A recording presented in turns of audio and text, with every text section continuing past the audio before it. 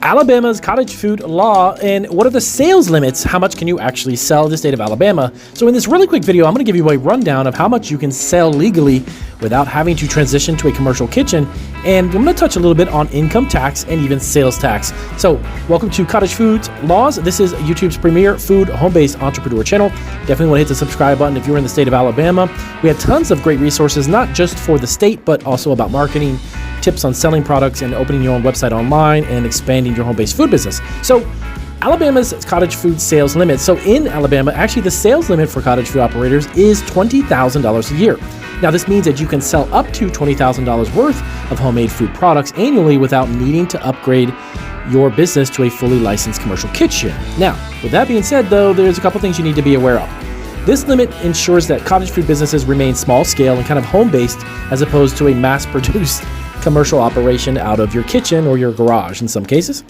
Now, taxes. Now, believe it or not, yes, income tax, regardless of your sales, income that's earned from your cottage food business must be reported on your state and federal sales tax returns. Sorry, sales tax, your tax returns.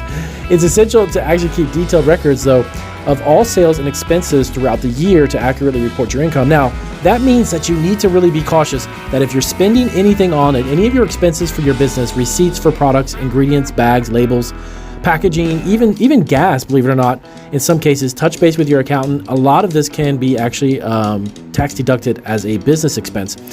Now, with that being said as well, this will actually help you calculate your net earnings, okay? That is actually what you get taxed on. That's going to make sure that you're compliant with tax regulations because, believe it or not, cottage food operators are a business. Yes, you do have to actually claim your profits as income, and then, of course, however you see fit, if it's an LLC or however you want to create your business entity. I'll do a separate video on that to explain that in more detail. But you may want to consult with a tax professional to understand your specific tax obligations because there's a lot of really actual benefits, believe it or not, for home-based food businesses and potential deductions that you might be actually eligible for as a small business owner. Now, sales tax. This is a question we get all the time. Actually, on our other channel, Marketing Food Online, you definitely want to check that one out too, by the way. We have over 150,000 food entrepreneurs and over 1,000 videos with a ton of resources for you as well, which can help you out with your home-based food business. But we get the question about sales tax. So that's actually state-specific. Every state might be slightly different. So in Alabama, cottage food producers are actually exempt from collecting sales tax on their products. Now, this means you don't need to actually add sales tax to the price of your goods when you're actually selling them to your customers directly. However, now it's important though to double check with the Alabama Department of Revenue, is what it's called, or the tax professional, even your accountant, to ensure there are no additional local sales tax regulations. Now, cities and counties, you want to just double check to be sure because sometimes they'll impose a certain percentage on products, and sometimes that is food, believe it or not.